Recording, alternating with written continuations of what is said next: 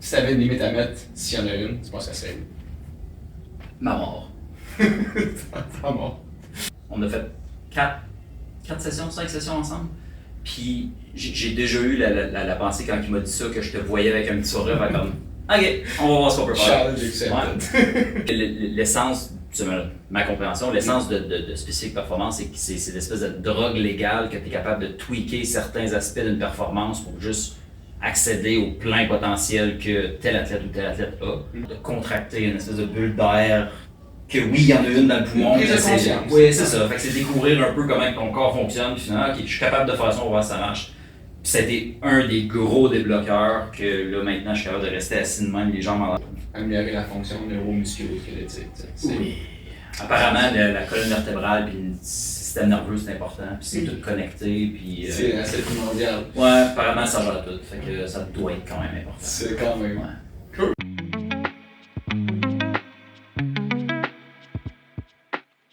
Donc, bonjour tout le monde, on espère que vous allez bien. Je suis avec Maxime ici, un champion pour être mince sur mes mots d'escrime. Maxime, parle-nous un petit peu de toi. T'es qui? Je suis un gars de Gatineau qui a commencé l'escrime à 10 ans au club Masque de Fer.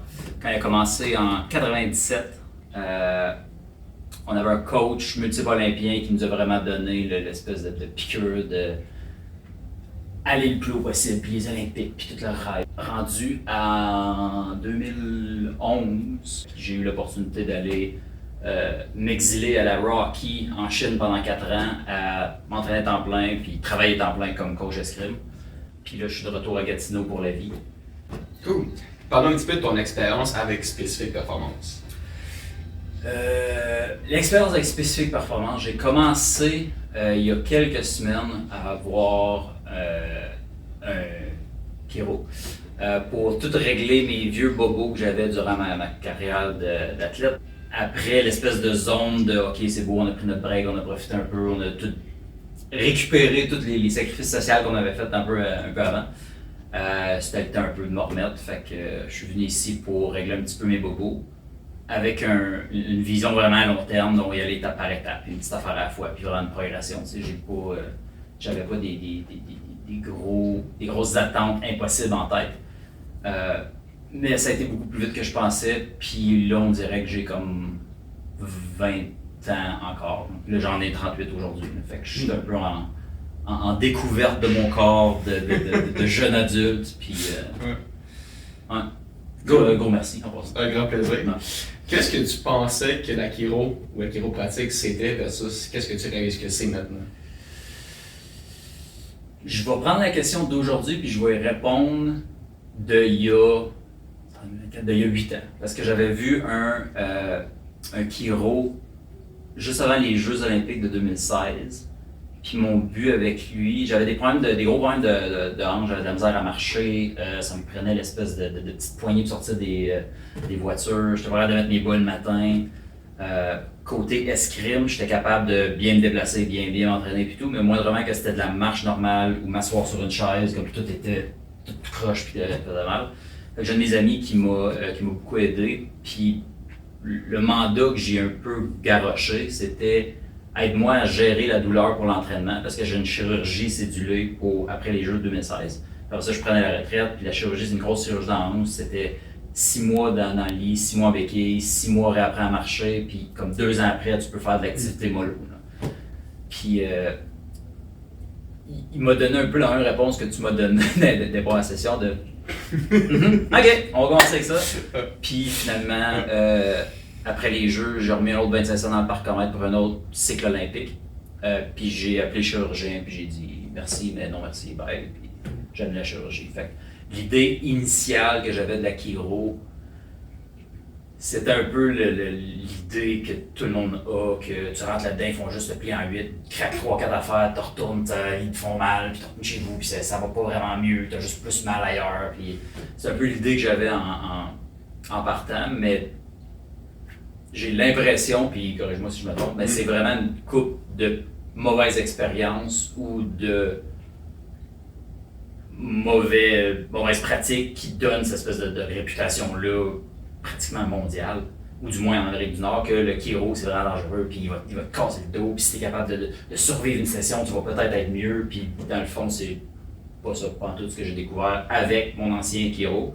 Puis cette espèce d'apprentissage-là, puis d'évolution-là, puis traitement-là, juste continuer exactement dans la même veine avec toi ici. Fait que c'est un peu contre la réputation normale que tout le monde, monsieur et madame, tout le monde ont de la chiro, mais c'est de loin ce qui m'a permis de continuer comme athlète, puis d'annuler une chirurgie qui est excessivement invasive, puis de continuer à être capable de mettre mes bas le matin, puis de jouer au hockey, quelque chose que je n'étais pas capable. Tu as un peu répondu par le bord de la bande, là, mais quand tu es arrivé ici, tu avais certaines limitations. Oui. C'est quoi ces limitations-là que tu avais, puis à quelle vitesse ils sont corrigés, puis c'est quoi tu continues à voir qui change encore? Les limitations que j'avais. Ok, ben en fait, j'étais venu ici pour un problème de doigt.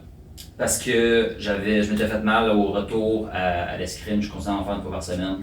Puis je m'étais fait mal, j'avais m'étais tiré les 2 doigts dans le fond du milieu, puis j'avais de la misère à fermer ma main sans grosse douleur du poignet ou des doigts. Puis avec l'espèce de petit questionnaire d'entrée, donnez-nous tous vos petits problèmes, j'ai fait ça un petit peu court, mais c'était problème que j'ai eu dans le passé, de doigts, de genoux, de chevilles, d'épaules, de coudes, de hanches, de genoux, de dos, de tout. Puis le maillon faible que j'avais, de loin, c'était vraiment la hanche qui m'empêchait de côté mobilité, puis côté principalement la mobilité dans le fond. Puis en amenant un peu avec la même chose que j'avais avec mon ancien chiro, que j'ai des problèmes de doigts, puis t'as comme un peu débloqué la hanche, que là je suis capable de m'asseoir quasiment en indien sans être en douleur et en pleurs.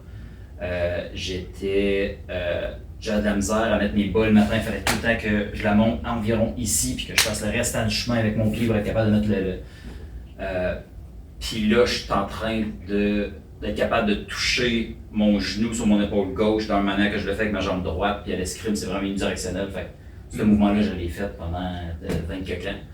Fait que c'est d'avoir une espèce de symétrie, puis d'accès à ma jambe gauche comme une jambe droite, que dans ma tête, j'étais comme, c'est à cause de l'escrime. Puis il va continuer de même, puis je suis correct avec ça de moins. Puis fait que là, j'étais en espèce de découverte de mon corps. Ouais. Redécouverte. Ouais. Dans cette redécouverte-là, j'imagine que tu avais tes limites que tu pensais que tu avais, puis ces limites-là commencent à se défaire, si on peut dire ça de même. Et où tu penses à la limite? Ma limite de mouvement? La limite est où? Tu as vu le potentiel avec la vitesse, qu'est-ce qui change? Si tu avais une limite à mettre, s'il y en a une, tu penses que ça serait où? Ma mort. Ta mort. Ben, ça va s'arrêter comme si, okay. si on continue l'espèce de programme qu'on a, puis si on continue les exercices, puis les petites visites, les entraînements, puis là, on continue avec le massage gun, puis on continue avec tout. La limite, elle va continuer de pousser jusqu'à temps que je continue à la pousser. Là. Fait que si tu as le bon mindset de tout le temps continuer à avoir un petit peu plus de mobilité, un petit peu plus de flexibilité, puis tu es prêt à mettre un petit peu de travail dedans, ben la limite, tu es capable de pousser un petit peu plus à chaque fois. Là. Puis jusqu'à temps que quelqu'un tire la plug, puis que tu shut dans ce Et là, puis avec tout ça, est-ce que tu verrais potentiellement un retour? Je peux commencer à brainstormer comment retourner en compétition. C'est quoi l'espèce de qualif pour le vétéran et tout. Chose qui était pas inconcevable, mais juste, on n'en parle même pas. Il y a une couple de mois, une couple de semaines que j'étais comme. Je retourne pas parce que c'est trop dur ça hanche, puis l'escrime c'est pas vraiment trop bon parce que c'est juste tout d'un bord, puis t'es tout le temps penché du même bord, puis ça, puis avec un minimum d'exercice, un minimum de suivi, un minimum de support alentour de cet entraînement bizarre-là, ça se fait très bien. Cool. Puis avec tout ce que tu as vécu, là, avec l'expertise qu'il y a au centre, c'est à qui tu recommanderais justement de débuter ça, autant l'encadrement sportif ou les soins en chiro, mais qui est-ce que tu penses qui est le plus pertinent d'avoir ce suivi-là? Le plus pertinent. Qu'est-ce qu'il devrait le faire, là? Puis pourquoi qu'il devrait le faire? Dans l'ordre de priorité, c'est ceux qui ont le plus de limitations physiques. Ceux qui ils ont boité pendant 20 ans parce qu'ils ont un accident à la construction ou il y a un dentiste qui a touché à quoi puis il twitch tout le temps du bras ou de peu importe c'est quoi. J'ai justement recommandé à un de mes voisins qui a des pas pires problèmes de dos qui se fait dire ça fait 20 ans que tu n'auras jamais pu X puis tu seras jamais plus capable de faire Y. Puis j'ai déjà fait on a fait 4 sessions, 5 sessions ensemble.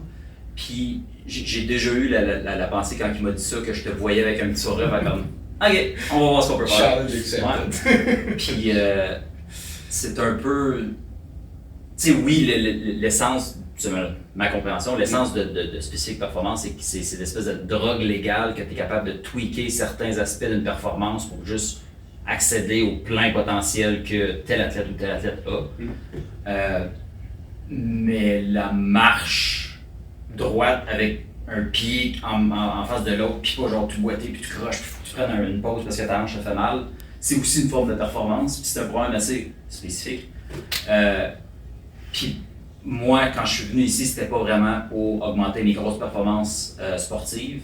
C'était vraiment juste d'enlever les petits bobos de l'équation pour être capable d'avoir un corps normal comme un humain capable de... Exactement, ouais, c'est ça. Fait que les tops dans la liste, ça serait, oui, les athlètes, c'est facile à dire, pour augmenter les performances, puis c'est un ajout extraordinaire à n'importe quelle sorte d'athlète.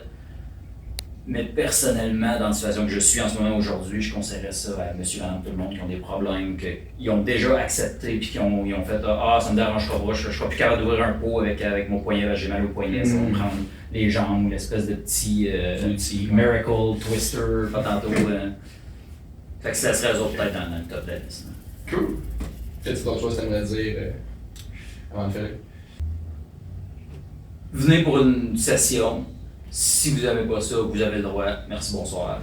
Mais vous serez surpris de voir un peu le... C'est pas toutes des nouvelles techniques, mais l'espèce de nouvelle angle que les chiro sont capables d'avoir sur un patient sans même leur toucher ou sans même leur rien dire. Moi, spécifiquement, j'avais un problème de hanche, que ce qui m'a vraiment débloqué, puis je vais l'expliquer un peu de manière un petit peu sarcastique de comment moi je le voyais. C'était, bon, mais là, essaie de tirer ta jambe un petit peu plus à l'extérieur de ton bassin, puis quand tu vois que ça commence à faire mal, fais une espèce de bulle dans ta hanche, pousse-la, puis ça va mieux aller. J'ai comme, mais ça peut pas, comme c'est pas, c'est beau, ton chamanisme de voodoo. Il n'y a pas de botte. Par conséquent, une fois que je l'ai faite, c'était vraiment de respirer de l'abdomen puis d'essayer de contracter une espèce de bulle d'air. Que oui, il y en a une dans le poumon. Oui, c'est ça. Fait que c'est découvrir un peu comment ton corps fonctionne. Puis finalement, ok, je suis capable de faire ça, on va voir si ça marche. Puis ça a été un des gros débloqueurs que là maintenant je suis capable de rester assis de même, les jambes en l'air. D'habitude, il faudrait tout le temps que je supporte ma jambe. Puis là, ça fait 10 minutes, 15 minutes. Puis j'ai même pas proche d'avoir une douleur. Fait que c'est des espèces de techniques qui sont vraiment moins invasives que l'image qu'on a d'un chiro qui est juste là, qui te fait un nœud d'un jambe et d'un bras, puis il dit « Ok, prends une respiration, je vais tout te craquer ce qui est craquable dans le corps. » Ça m'a surpris, j'avais déjà travaillé avec un chiro qui travaillait un peu comme ça, mais il y a toujours des nouvelles techniques, des nouveaux outils, des nouvelles manières de voir les choses que peu importe, là c'est toi l'expert comme moi, mais peu importe si tu as un problème X ou Y, il y a toujours quelque chose que tu es capable de, pas nécessairement guérir à 100%, quoique il y en a que c'est le cas, mais au moins d'améliorer et d'enlever beaucoup de douleurs dans la vie de tous les jours. Améliorer la fonction neuromusculo-squelettique. Oui. Apparemment, la colonne vertébrale et le système nerveux, c'est important, puis c'est tout connecté. Puis, c'est assez primordial. Ouais, apparemment, ça gère tout, fait que ça doit être quand même important. C'est quand même. Ouais. Cool, man. Ben, merci de ta confiance. Merci. C'est un grand plaisir. Maintenant, on va aller essayer un petit peu. C'est ça ton esquive? Let's roll. Showtime. Et tout mon stock droitier, c'est tout mon stock olympique. Je le feel l'olympien, là. Entre ces deux doigts-là, puis ton pouce dans le fond. On a à peu près les mêmes mains, tu as les doigts un petit peu plus thick. Ça comme ça, pas dans le fond. Ça m'a pris des années avant que je réalise que j'avais besoin de lunettes parce que je faisais juste de l'escrime. Je voyais assez bien. Fait que je vais te donner un petit crash course. Ah, ça va être nécessaire. Comment ne pas tuer quelqu'un? Ah, ben non, c'est l'inverse en fait. C'est l'affaire que tu veux faire. C'est la première fois que je veux faire, c'est exactement ça. C'est vraiment contre-intuitif. Ok. Fait que c'est ça pendant en haut, quand tu le... Faire sensible. Ouais. Merci.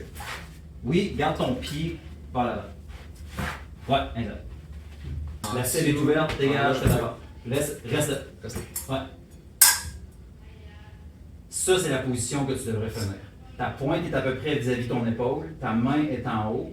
Comme ça, si tu manques la cible, engage ta main. Si tu manques la cible parce qu'elle est en arrière, la pointe elle vise encore l'adversaire, tu es capable de continuer, tu es capable de revenir, tu es capable de faire un million d'affaires. Fait que, autant que notre instinct dit de faire des grosses pattes, des grosses touches, la chose la plus efficace, c'est vraiment d'y aller petit vers l'avant.